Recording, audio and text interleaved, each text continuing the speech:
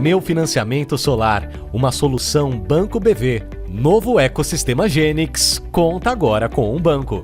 Portal Solar, o sol é a solução. Oferecem Um Lugar ao Sol, o podcast da Absolar. Está começando o podcast Um Lugar ao Sol. Nós vamos falar dos novos empreendedores da energia solar e de um grande desafio, resolver os problemas com as distribuidoras. Elas, gente, sempre elas. E aqui comigo eu já convido para entrar na roda o Rodrigo Sawaia, presidente executivo da Absolar. Bem-vindo mais uma vez, Sawaia. Oi, Priscila, um prazer estar contigo, adorei a música de entrada, eu já estava ficando com saudade desse podcast, faz tempo que eu não participo de um, que bom estar aqui com você. Eu quero chamar também a Bárbara Rubim, vice-presidente de Geração Distribuída. Novamente, bem-vinda, Babi. Obrigada, Pri. Boa tarde, bom dia ou boa noite, né? Não sei em que horas o pessoal está ouvindo esse podcast. Quero cumprimentar também o Rô, que já está por aqui, e dizer que é sempre um prazer enorme estar aqui nesse meu lugar ao sol com vocês. Obrigada, Babi. E o nosso convidado de hoje é o Rodrigo Yunis, gerente de engenharia do Portal Solar. Bem-vindo, Yunis. Olá, Priscila, muito obrigado pelo convite. É um prazer estar aqui com vocês falando de um tema tão importante. Que bom. Pessoal, para começar, eu quero saber se vocês concordam com o Martinho da Vila. A gente precisa deixar a tristeza para lá e encarar os desafios com alegria? Olha, Priscila, quer começar, Babi? Que isso, Rô. Você que está voltando para o podcast, né? Eu já sou anfitriã aqui, casa, por favor, né? Faça as honras. Olha, Priscila, eu sou um otimista por natureza, né? E acho que com certeza a gente precisa sim olhar para a vida pelo lado brilhante e ensolarado dela e buscar as formas de construir as soluções, mas também sem ilusão. Quer dizer, para a gente resolver os problemas, tem que arregaçar as mangas e pôr a mão na massa para poder encontrar, de fato, as soluções para o que a gente tem pela frente. E é com esse espírito que a Absolar trabalha no dia a dia e toda a nossa equipe para trazer melhores condições para o avanço da energia solar e da geração distribuída solar no nosso país. E você, Babi, você é otimista também?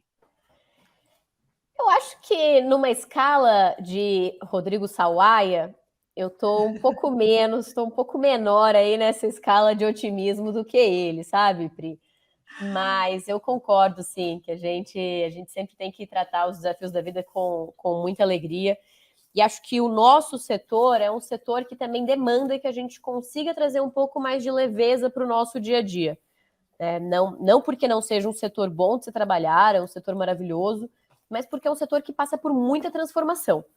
E aí essas transformações, elas sempre demandam um pouquinho mais, digamos assim, do coração de todos nós. Então, ver as coisas com um pouco mais de leveza acaba ajudando também nessa rotina. E para você, Yunis? Olha, Pri, eu acho que os desafios em todos os setores, eles são muito grandes, não só no setor da energia solar, mas como em todos os outros. Então, eu concordo com o Sawaia, concordo com a Babi, e eu acho que a gente tem que deixar a tristeza para lá e encarar todos os desafios que a gente vir pela frente. Que bom, só isso já deu um ânimo para a gente começar essa nossa rodada de conversa. Deixa eu perguntar para o Sawaia, explica para quem está nos ouvindo quais os segmentos que compõem a cadeia de valor da solar fotovoltaica.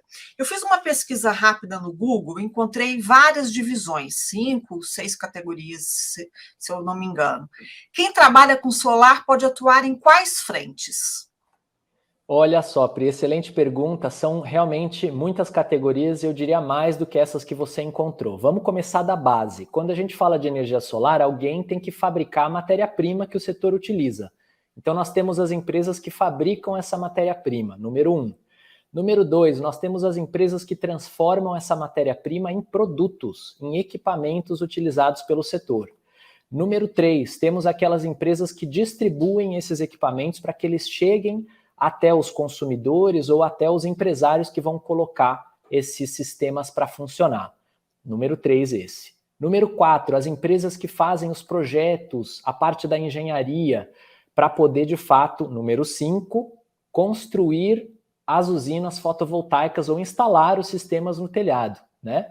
E aí a gente tem também as empresas que cuidam da geração da energia elétrica, as empresas que cuidam da comercialização da energia elétrica, as empresas que cuidam da operação e manutenção dos sistemas fotovoltaicos, e temos outros elos da cadeia, como a que a Absolar faz parte, ela é uma associação, uma entidade do setor. Temos as instituições de pesquisa, desenvolvimento, inovação, as organizações não governamentais e toda a parte de financiamento, instituições financeiras, seguros, instituições seguradoras e as empresas de consultoria que dão suporte para o mercado e para o setor avançar. Vocês conseguiram acompanhar o número todo de elos que a gente tem? Olha, chegou a uns 20, mais ou menos. Um pouco menos que 20. Mas é bem mais do que os 6 que eu tinha descoberto aqui. Babi, de todos esses segmentos que o Rodrigo Sawaia falou, pela sua experiência no mercado, qual o que mais tem atraído novos agentes, novos empreendedores? Acho que o segmento que tem, de fato, chamado mais a atenção das pessoas para o nosso setor, pelo menos em termos de quantidade, de fato, de novos entrantes, é o segmento da integração, é o segmento aí de quem faz a instalação desses sistemas no telhado, no solo, na indústria. Então, acho que esse é um segmento que cresce muito, e existem várias pesquisas que estão aí, de fato, para mostrar para a gente que é um segmento que tem crescido bastante, não só em termos de quantidade de empresas que estão operando neles, mas também em termos de movimentação dessas empresas. Acho que tem um outro segmento que tem chamado muito atenção e que tem atraído muita gente para atuar também, é o segmento de treinamento. Então, eu colocaria que esses são 2 segmentos que têm atraído muito novos entrantes para o setor, exatamente. E acho que eles se retroalimentam também, né? Na verdade, tem muita gente querendo vir para o setor nas suas diversas frentes, muita gente querendo trabalhar com o setor, e aí, obviamente, o segmento aí que é voltado mais para treinamento, para capacitação, acaba crescendo junto para alimentar esses novos entrantes. Mas acho que a integração aí, do que eu tenho visto, é o campeão. Para os 2 Rodrigos, Sawaia e Yunis, vocês enxergam outras frentes que estão crescendo além dessas que a Babi falou? Eu concordo 100% com o que o Sawaia e a Babi falaram. Eu acho que sobre oportunidades de crescimento, eu acho que elas são gigantes. Eu acho que o mercado solar no Brasil ele tem um potencial grande para crescer, mais rápido do que o previsto. Os investimentos privados em sistemas de geração própria de energia solar em telhados e pequenos terrenos, eu acho que eles crescem um pouco mais, cresceram, na verdade, eu acho que um pouco mais de 50% no primeiro semestre, segundo um levantamento aqui nosso do Portal Solar. Além disso, a gente já atingiu mais de 1.600.000 sistemas conectados à rede, a gente já passou aí a marca dos 19 gigawatts de capacidade instalada, que eu acho que vale a pena a gente destacar. Tivemos um aumento de mais de 46% desde o início do ano. E aí, o que esses números mostram, né? Acho que esses números comprovam cada vez mais a busca pela independência energética e que a gente tem uma oportunidade de geração de empregos muito grande para os próximos anos. É um setor que está em constante expansão e eu acho que um outro ponto a considerar são as inúmeras vantagens que o sistema fotovoltaico traz, né, como a redução da conta de energia, a valorização do imóvel, o retorno garantido do investimento e que ela gera uma energia de fonte 100% renovável. Sawaia, quer complementar? Pri, eu vou complementar a fala do meu xará, o Yunis, dizendo o seguinte: saiu recentemente o levantamento da Agência Internacional de Energias Renováveis, a IRENA, sobre os empregos renováveis no mundo. Olha que interessante. Final de 2021, contando todos os empregos do ano de 2021, a gente fechou com 12,7 milhões de empregos renováveis no mundo, dos quais 4,3 aproximadamente milhões de empregos vieram da fonte solar. Ela foi a líder isolada, né? Mas olha a mudança que interessante, os biocombustíveis passaram para a segunda posição, com 2,4 milhões de emprego, e colado deles a hidroeletricidade, né? A energia a partir das hidrelétricas, com 2,3 milhões de empregos. Então a gente vê que a solar aí tem praticamente o dobro de empregos gerados no mundo.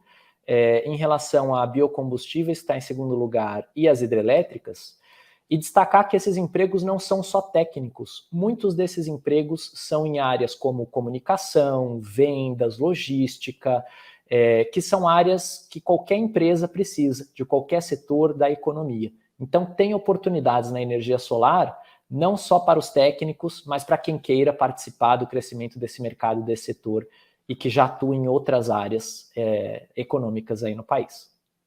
Que boa notícia que você trouxe. E olha só, segundo dados da consultoria Greener, falando apenas em empresas integradoras, o Brasil já conta com mais de 26 mil. E de acordo com a mesma pesquisa, houve um incremento de 30% na oferta de soluções de financiamento no primeiro semestre desse ano. Nós perguntamos para a Yasmin Jorge, gerente-geral do Meu Financiamento Solar, como ela vê as perspectivas de negócios para os novos empreendedores da Solar. Vamos ouvir. A gente já sabe o crescimento exponencial do setor. Entretanto, a melhor forma de democratizar e acelerar esse crescimento é a disponibilização de linhas de crédito. Recentemente, um estudo da Greener traz que quase que 60% dos projetos instalados foram através de financiamento. Então, para um novo profissional do setor, trabalhar com linhas de financiamento é a melhor forma de viabilizar o negócio. Para o cliente final, o financiamento ele passa a ser um aliado no combate aos aumentos tarifários. Por isso, é muito importante na escolha do financiamento olhar carência, prazo e as parcelas. O fato de ser parcela fixa traz uma previsão de gastos para o consumidor final. Aqui no Meu Financiamento Solar, a gente tem linhas de crédito de até 3 milhões, com carências de até 120 dias e até 8 anos para pagar. Agora eu vou chamar um break rapidinho e a gente já volta.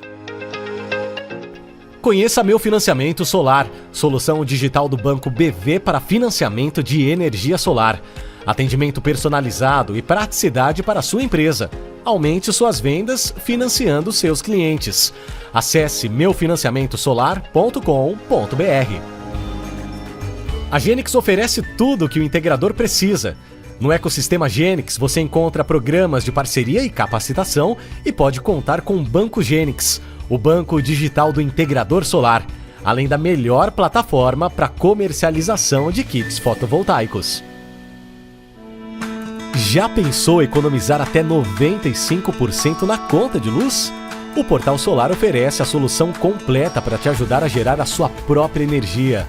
Portal Solar é a marca líder em energia solar. Para saber mais, acesse www.portalsolar.com.br. Um Lugar ao Sol, o podcast da Absolar. Estamos de volta. Rodrigo Yunes, o Portal Solar abriu para o mercado de franquias recentemente e hoje está no Brasil todo. Como é que vocês enxergam hoje o mercado? Tem ainda mais espaço? Olha, Pri, tem bastante espaço. O mercado de GDL cresce em velocidade exponencial. Por isso, as adaptações elas devem ser rápidas e corretas para que o aumento do número de empresas ela seja sustentável. Além disso, a gente tem visto um número de empresas que trabalham nesse mercado crescer, mas a gente precisa entender que esse mercado ele ainda é muito grande. O Brasil ele é um país continental e menos de 1% das pessoas elas ainda geram a própria energia. Eu acho que um dos principais desafios do integrador solar hoje, como acontece em vários segmentos, é a falta da mão de obra qualificada para atender essa demanda crescente. E por mais competitivo que o mercado ele ainda seja, sempre vai ter espaço para as empresas que ofertam um bom atendimento e que consigam mostrar para o cliente a percepção que ele está adquirindo mais do que um sistema solar, por isso que, para quem está interessado em ingressar nesse mercado, eu acho que pode vir sem medo, porque o Brasil, na energia solar, está só começando. Falando agora sobre a questão das distribuidoras, a AB Solar tem um serviço de ouvidoria justamente para atalhar o caminho entre o setor e as distribuidoras e resolver os problemas que acontecem nesse caminho. Sauaia, você consegue nos dar um balanço da situação? Quantas ações já foram tomadas esse ano e quais as principais reclamações? Claro, Pri, e queria aproveitar, inclusive, para agradecer a madrinha dessa nossa ouvidoria que está aqui conosco hoje, que é a Babi, que ela foi uma das idealizadoras dessa iniciativa estratégica que a gente desenvolve desde 2019. E de lá para cá, Pri, a gente já teve mais de 2.000 reclamações recebidas pela AB Solar por meio do nosso site, na página da ouvidoria, que é pública e aberta, inclusive a não associados, inclusive a consumidores finais, não precisa ser só empresas de energia solar fotovoltaica. Essas 2.000 reclamações, elas somam praticamente 1.700 protocolos de queixas, de problemas enfrentados pela geração distribuída junto às empresas de distribuição.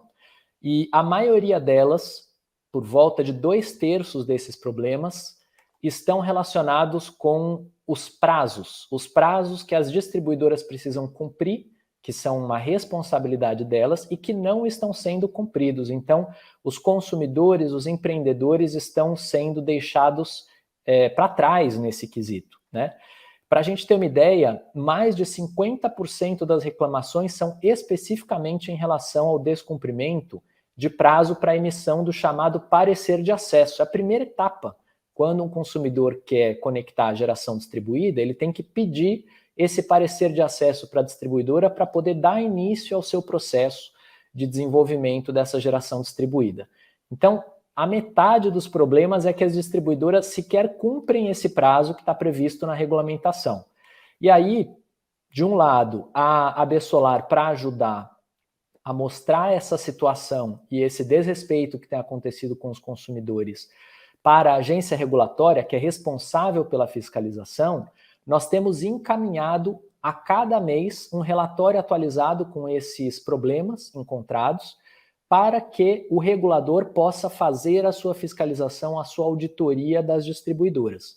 E aí, nesse sentido, eu aproveito até para reforçar um ponto importante. A ANEEL tem braços limitados, ela tem pouca gente, pouca equipe, pouca estrutura. E é muito importante que a gente apoie o fortalecimento de mais equipe para que a agência regulatória ou para que as agências estaduais consigam fiscalizar mais e melhor as distribuidoras, porque quem tem a ganhar com isso são os consumidores e, consequentemente, a geração distribuída também. E, nesse sentido, a Lei 14.300 de 2022, Pri, ela estabeleceu, né, inclusive, critérios específicos para que, quando as distribuidoras descumprirem esses prazos, elas possam ser punidas, inclusive financeiramente, para que haja, dessa forma, um desincentivo para que elas continuem descumprindo essas regras que já deveriam estar sendo cumpridas. Provavelmente, se colocar multa aí, vai melhorar mesmo. Babi, como é que você teve essa ideia brilhante? Acho que você já deu para perceber que eu sou boa de ideia, né, gente? Assim, você é boa de ideia. Você deu o nome para o podcast, você arrumou a ouvidoria. Você é impressionante, é a nossa musa mesmo. Acho que é muito da nossa interação com o setor, viu, Pri?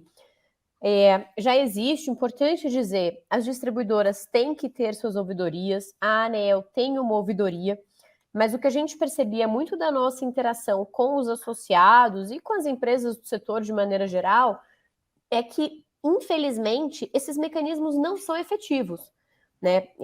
Sim, há problemas que são resolvidos por meio deles, mas muitos problemas não conseguem ser resolvidos pelo integrador ou mesmo pelo consumidor que gera a própria energia, se valendo somente desses mecanismos, dessas ferramentas institucionais.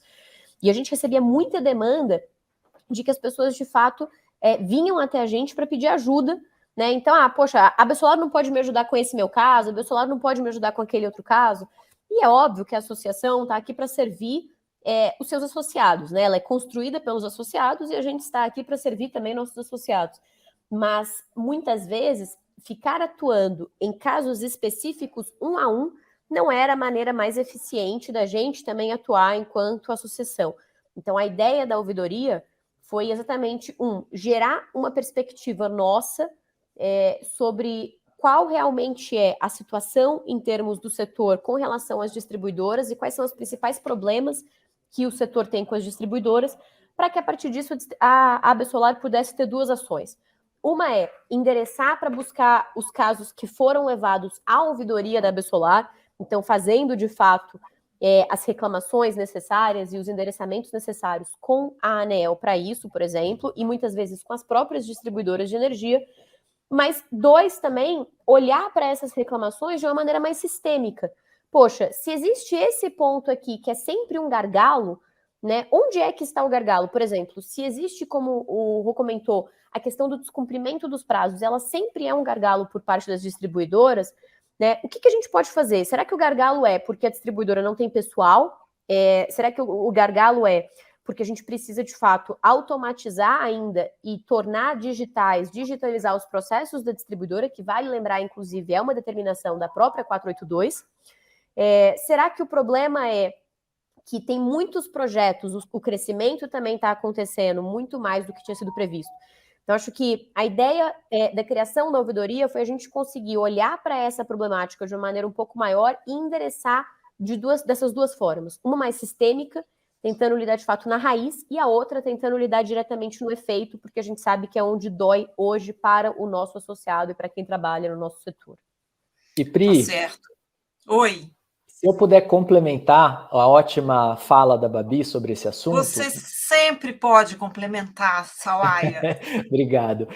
Nós também temos feito não só o trabalho, entre aspas, pelador, quer dizer, colocando o dedo na ferida e mostrando aonde os problemas estão acontecendo no mercado para o regulador, para que ele possa tomar uma atitude mais enérgica junto às distribuidoras, mas também pelo diálogo. Nós temos mantido reuniões periódicas junto às principais concessionárias do Brasil, onde a gente tem identificado mais problemas e problemas recorrentes com os nossos associados, para buscar encontrar soluções pacíficas, soluções construtivas, de forma ganha-ganha, né?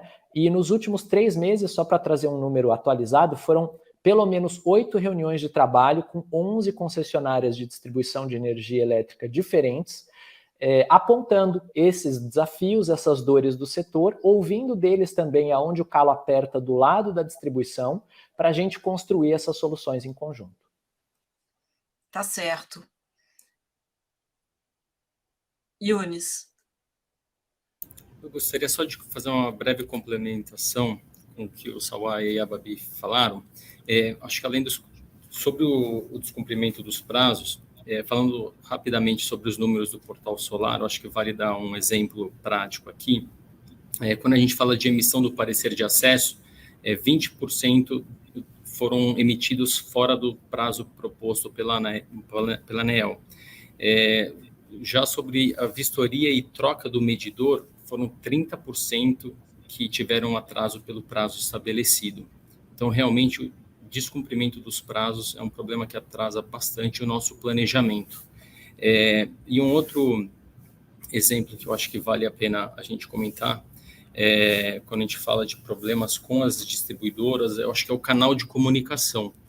O canal de comunicação com a distribuidora, ele é extremamente confuso, né? Não existe um canal específico de GD na maior parte das distribuidoras.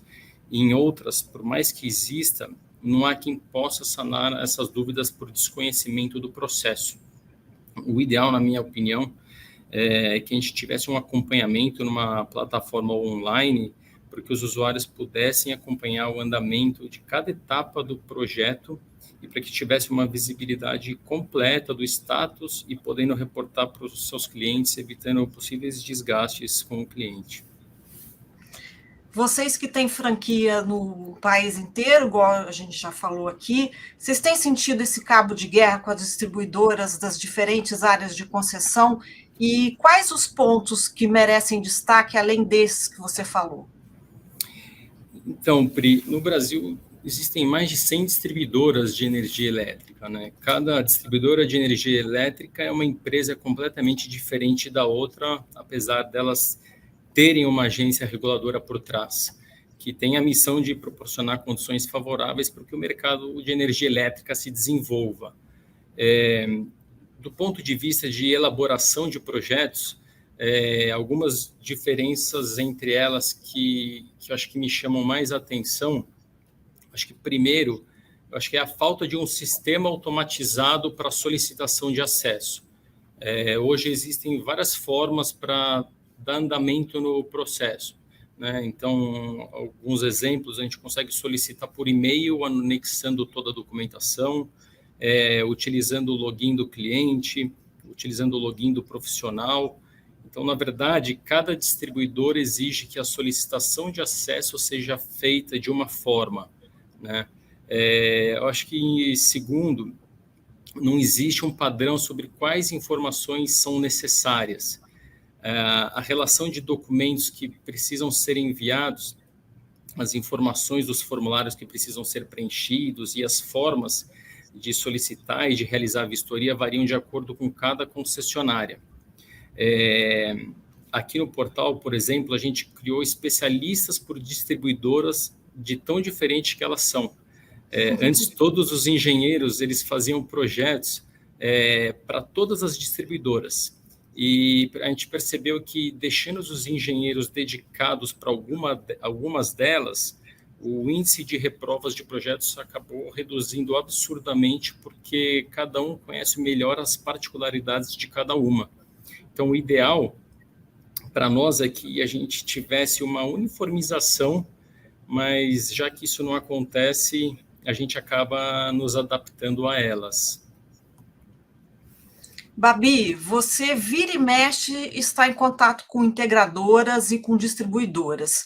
Como que você vê essa situação? Quais os pontos positivos, aqueles que a gente pode comemorar, e o que a gente tem de desafio? A gente já falou um pouco de desafio, mas o que a gente pode comemorar nessa relação integradoras-distribuidoras? Perfeito, Pri. De fato, a gente tem bastante contato, até porque uma das coisas que a gente faz aqui na consultoria é ajudar o integrador nessa intermediação, né? Então, seja revisando o projeto, seja ajudando nesse meio de campo com as distribuidoras. Acho que o ponto que é preciso dizer é que a gente percebe que existem avanços nos processos das distribuidoras, sobretudo quando a gente olha dos últimos anos para cá, eles têm ficado mais lineares.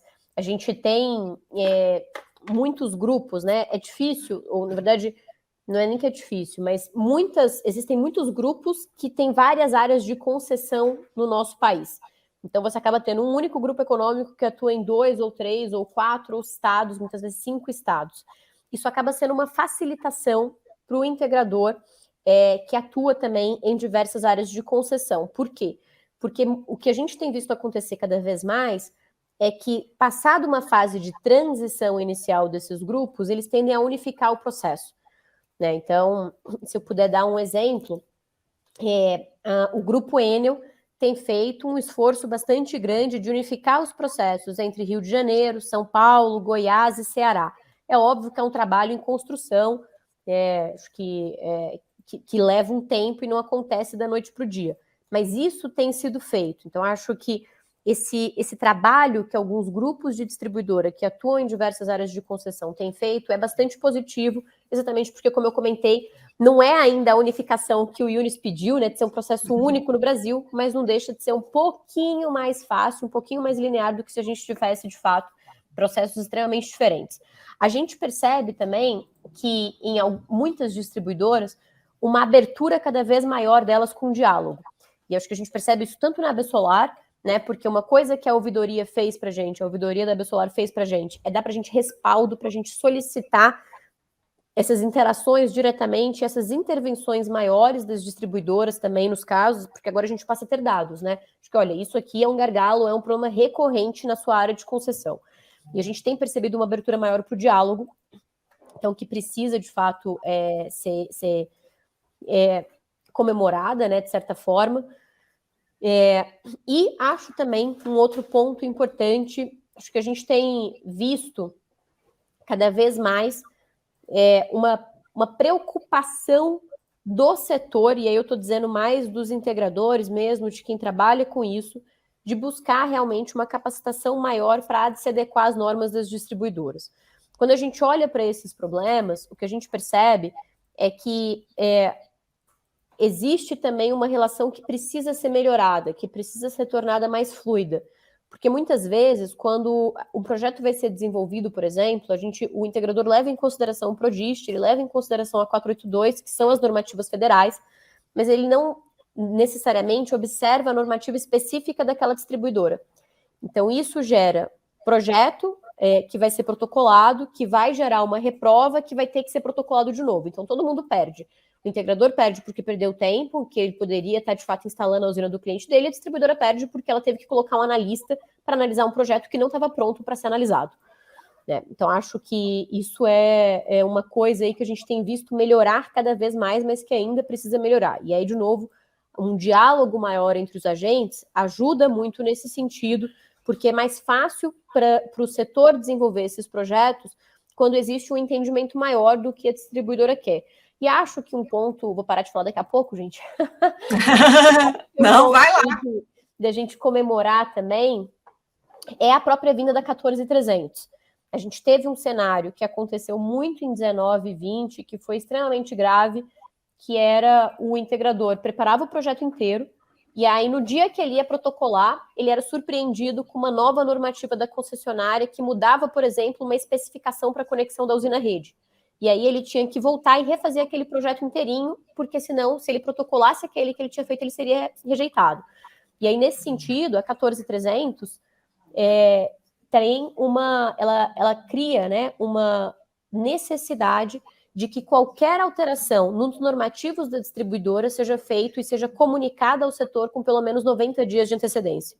Então, isso dá mais tempo para todo mundo se preparar para essa mudança, estudar essa mudança e já entrar nessa corrida, digamos assim, né, numa velocidade um pouco mais alta. Acho que todos esses são pontos aí para celebrar e que precisam, de fato, ser lembrados. Como ponto de aprimoramento, eu diria que, e eu posso estar equivocada, mas a gente não teria grande parte dos problemas que a gente tem hoje se o órgão regulador, que é a ANEEL, fizesse a sua parte dessa equação. Então, é muito difícil e é muito frustrante para um acessante fazer uma reclamação para a ANEEL porque ele está com um problema, por exemplo, para conectar a usina dele, que está atrasada numa conexão há 3 meses, e a agência demorar 4 para responder a reclamação. Então, e aí a gente fica naquilo, né? Se o próprio regulador que fiscaliza a distribuidora não está cumprindo o seu papel e não está cumprindo os seus prazos, que exemplo você está dando, né? Então, acho que esse é um ponto que a gente precisa, sem dúvida alguma, conseguir azeitar um pouco mais dentro dessa equação. Então, na visão de vocês, como é que as empresas devem se comportar com relação a esses tipos de problemas? Demora de ligação, por exemplo. Como é que a empresa deve se comportar? Olha só, Pri, eu tenho algumas dicas que eu acho que vão ajudar os instaladores, os integradores no dia a dia deles. Primeiro, na interação com as distribuidoras, mantenha sempre uma postura profissional e qualificada e capacite-se para conhecer bem a regulamentação e as regras do setor e os requisitos técnicos específicos que aquela distribuidora exige. Segundo, não trate as distribuidoras como um inimigo, um oponente que você precisa vencer ou destruir nesse processo, mas como um parceiro que viabilizará a implementação dos projetos. Esse é um relacionamento de longo prazo, Pri, porque mesmo depois do sistema fotovoltaico estar instalado, o consumidor vai continuar sendo faturado mensalmente, ele vai eventualmente precisar de algum apoio da distribuidora. Então, esse é um relacionamento que precisa evoluir de forma saudável, apropriada e profissionalizada. Outro aspecto importante, registre todas as comunicações e trocas de informação que você tiver com as distribuidoras, porque se você precisar levar esse tema para uma instância superior, para uma fiscalização, para uma reclamação ou atividade de controle, você tem as informações bem embasadas, os fatos, os dados a seu favor para defender os seus direitos. Outro aspecto importante, seja respeitoso, mas seja firme ao exigir os seus direitos e o cumprimento dos prazos regulatórios. A distribuidora não está fazendo favor para o mercado, para o setor, para o consumidor, ela está fazendo a sua parte, o seu papel e prestando um serviço que é uma obrigação do seu contrato de concessão. Então ela tem que fazer isso bem feito e você deve exigir os seus direitos em relação a isso. Se, infelizmente, esse processo não avançar adequadamente, recorra quando necessário às instâncias superiores. Infelizmente, é muito comum as pessoas reclamarem na mesa do bar, né, Pri? Mas na hora de reclamar para quem tem que reclamar, as pessoas não fazem a denúncia, a reclamação formal que precisa ser feito. Dá trabalho, mas faça isso, porque é daí que a gente vai ter dados mapeados e analisados para poder atuar. Então, reclame se necessário junto à ouvidoria da distribuidora. Se o processo não for resolvido, leve isso para a ouvidoria da ANEEL. Se o processo não for resolvido, você pode levar isso para a ouvidoria da ABSolar. E, em último caso, tem a justiça, que pode ser acionada para recorrer quando necessário. E para você, Yunis? Vai bem de encontro ao que o Sawaia comentou, Pri. Eu acho que se a gente tiver um controle bem feito dos projetos e a gente tiver certeza que o prazo não foi cumprido, eu acho que as providências a serem tomadas é fazer a reclamação na ouvidoria da distribuidora, e aí, caso a reclamação não seja atendida, a gente parte para a reclamação na ouvidoria da ANEEL. Após fazer essa reclamação na ouvidoria da ANEEL, a gente segue na ouvidoria da ABSolar ou no PROCON, e, por última instância, a gente faz uma ação judicial. Quer complementar, Babi? Não, eu acho que eu só quero reforçar, porque eu acho que vale a pena lembrar que a gente, com a questão do marco legal da geração própria, a gente também está cada vez mais chegando próximo da data, que é a data de mudança das regras para a valoração dos créditos de energia, que é o dia 7 de janeiro de 2023. E essa mudança, ela é muito relevante porque existe um corte muito claro para essa alteração, que é o protocolo do pedido de orçamento de conexão à rede. Então, você não tem que ter o seu orçamento aprovado, você não tem que ter o orçamento emitido, mas você tem que ter protocolado. E a gente tem muito relato de integradores, por exemplo, que falam assim, olha, eu mando o projeto, a distribuidora não me manda o protocolo. Ou então, eu mando o projeto, ela me manda o protocolo uma semana depois. E aí, quando ela manda uma semana depois, ela considera que a data do protocolo é a data em que ela me mandou a numeração, e não a data em que eu enviei. Então, existe uma série de problemáticas aí dentro dessa situação toda que trazem mais complexidade para essa nossa discussão. Como a gente acaba chegando, né, estamos cada vez mais próximos dessa data do dia 7 de janeiro de 23, acho que eu vou só reforçar o que o Rodrigo comentou com a gente, de sempre tenha muito formalizado as trocas com a distribuidora, porque essa formalização vai ser essencial caso, por exemplo, o seu cliente, por algum motivo, não tenha o direito adquirido porque a distribuidora considerou que a data era X ou Y, e aí você vai precisar mostrar que sim, você enviou aquilo na data correta para a distribuidora no momento, por exemplo, em que você estiver nessa discussão. Então, acho que é só reforçar que ter tudo muito bem registrado, seguir os trâmites é essencial em qualquer momento, mas agora, não sei se tem alguma coisa que é mais do que essencial, né? Mas ela é ainda mais importante, inclusive para proteger o próprio integrador. Então, deixa eu aproveitar e já te perguntar o seguinte: o mercado cresceu demais nos últimos anos, tem muita gente querendo fazer parte desse movimento solar, e eu também não posso terminar esse nosso bate-papo sem colocar essa questão.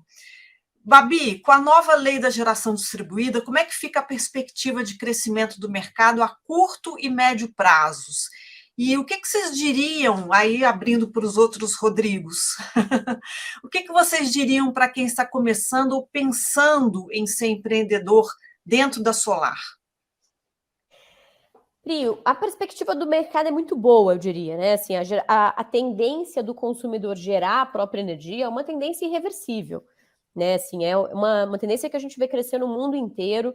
Ela não tem volta, ela está alinhada não só a uma questão de economia, redução de custo, maior eficiência de recursos, não só financeiros, mas também energéticos.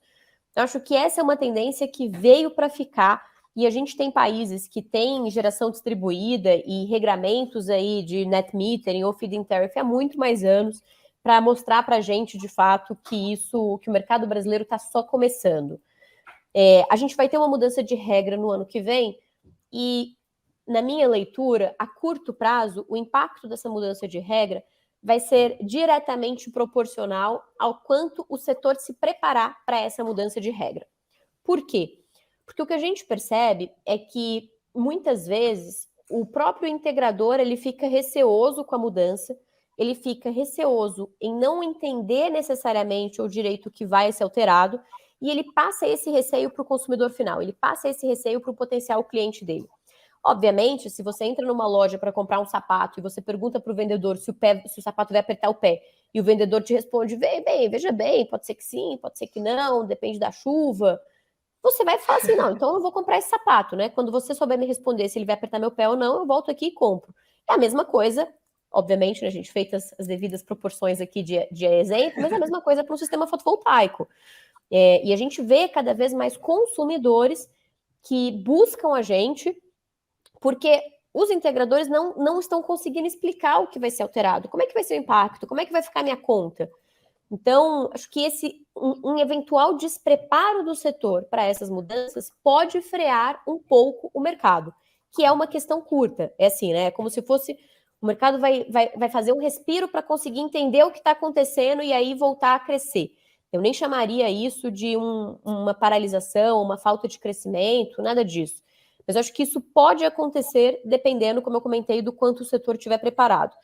Em termos de viabilidade econômica, de atratividade, todas as análises que a gente tem feito aqui na consultoria e na AB Solar mostram que o impacto das alterações, dessa mudança de regra da 14.300 na viabilidade econômica dos projetos vai ser de, no máximo, 6 meses de aumento de payback para um consumidor médio que a gente tem aí, que de fato gera a sua própria energia. E o que eu costumo dizer é que qualquer alteração cambial traz um impacto de tempo de retorno de investimento muito maior do que isso, né? Então, não é nada de outro mundo, mas a gente tem que entender que não é nada de outro mundo e conseguir explicar para o nosso cliente por que não é nada de outro mundo, para conseguir trazer o conforto para ele de que ele pode comprar esse sapato, que ele não vai apertar o pé. Yunis, você concorda com a Babi? Totalmente, totalmente. Eu acho que o Brasil é um dos países que mais cresce em energia solar do mundo. Acho que os números crescentes, né, não só de empresas que crescem no mercado, mas a capacidade instalada que a gente vê crescendo diariamente, mensalmente, as vantagens que o sistema fotovoltaico mostra, não só de redução de conta, de valorização do imóvel, de retorno garantido do investimento, todas as inúmeras vantagens que esse segmento nos traz, eu acho que é uma grande oportunidade para qualquer pessoa que está querendo ingressar nesse setor, que é extremamente promissor. Então, eu acho que se você que está nos ouvindo aí tem visão empresarial, vontade de aprender, não deixe de se juntar a nós. Sauaia, você que é o maior otimista aqui do grupo, como é que fica a perspectiva de crescimento do mercado a curto e médio prazos? Pois é, otimista com números, então vamos trazer os números para o pessoal entender o motivo do otimismo, né? A gente tem hoje no Brasil aproximadamente 90 milhões de unidades consumidoras, né? Quando a gente soma aí as residências, os comércios, as indústrias, as empresas prestadoras de serviços, os produtores rurais, os prédios públicos. E desses 90 milhões, só 1,5 milhão hoje já geram a própria energia ou recebem créditos de energia de um pequeno sistema de geração solar distribuída. Então, é ainda a ponta do iceberg, né? Uma gota no oceano que a gente tem muito a desbravar. Portanto, concordando aqui com o meu xará Yunis, os empreendedores têm um prato cheio para trabalhar, um horizonte muito repleto de oportunidades. O que não significa que esse mar é um mar calmo, Pri, porque como a gente tem uma barreira de entrada pequena para solar, você tem muitas empresas que vão entrar, que vão participar, e aí eu queria destacar a importância da capacitação das empresas e a oportunidade, porque a AB Solar lançou recentemente um programa de certificação. que ajuda a separar o joio do trigo. O consumidor final, ele é um consumidor leigo, né? Então, assim como a Babi bem pontuou que a gente precisa explicar com clareza para o consumidor, eu diria simplificar para conquistar. Não adianta você querer explicar para sua avó, na hora de comprar o calçado, como a Babi falou, que ela vai estar comprando um material polimérico combinado, entrelaçado com tecido, em tramas complexas. Gente, é um calçado, tem que ser uma coisa simples que a vovó entenda. E o fotovoltaico é o mesmo, o setor ainda não atingiu o seu potencial máximo de explicar com clareza, com simplicidade, e quanto mais complexas as regras, mais competentes as empresas vão ter que ser para explicar com simplicidade. E elas também vão ter que conseguir mostrar o seu diferencial em relação a outras empresas do mercado. Então, a certificação de qualidade, ela tem esse papel. Ela ajuda as empresas que têm uma preocupação com a qualidade nos seus processos, nos seus serviços, no seu atendimento, nos seus projetos, na sua instalação, na sua operação, a mostrarem isso para o cliente. E com isso, ajudar o cliente a escolher quem vai trazer um resultado para ele mais seguro, de mais qualidade, no curto, no médio e no longo prazo. Então, acho que esse é o otimismo com responsabilidade que eu traria aí para completar essa nossa análise. Gente, infelizmente está terminando e eu quero agradecer a presença de todos vocês. Muito obrigada, Rodrigo Yunes. Obrigado, Pri. Quero primeiro agradecer a Absolar por representar e defender tão bem nosso setor. Aproveitar para agradecer diretamente a dois dos seus representantes, Babi e Sawaia, meu xará. Obrigado pelo papo de hoje. Quero aproveitar e dizer também que o Portal Solar está à disposição para todas as pessoas que quiserem ingressar nesse setor, que, como a gente falou, é extremamente promissor. E se você tem visão empresarial e quiser entrar nesse mercado, não deixe de falar com o Portal Solar para saber como ser um franqueado. Obrigado. Rodrigo Sawaia, muito obrigada mais uma vez. Muito obrigado, Pri, ao meu xará Yunes, a Babi, sempre um prazer e uma satisfação poder dividir com vocês esse momento tão gostoso ao sol. Espero que as informações tenham ajudado também o nosso público e dizer que a gente está aqui sempre de portas abertas para receber novos empresários atuando no mercado e no setor e para acolher as demandas e os desafios para que a gente possa aproximar cada vez mais o Brasil da energia solar. E, Babi, como sempre, é um prazer ter você aqui com a gente. Pri, o prazer foi meu, agradeço a você, agradeço aos Rodrigos que estão aqui e também a você que está ouvindo esse podcast, ou vendo esse podcast aqui com a gente. Conte com a gente nessa jornada, nessa trajetória. E acho que só para finalizar também uma coisa que acho que é muito importante nessa nossa temática de decisão, né, de conversa aqui de hoje, é o diálogo.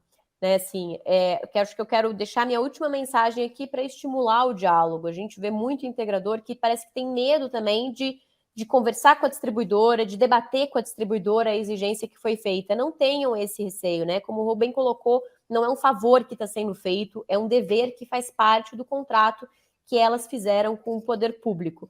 Eu espero que esse nosso episódio aqui estimule você, então, um pouquinho mais também nesse processo de diálogo, de debate e de capacitação dentro do nosso setor. E até uma próxima. Obrigada pelo convite. Um Lugar ao Sol, o podcast da Absolar agradece Meu Financiamento Solar, Gênix e Portal Solar.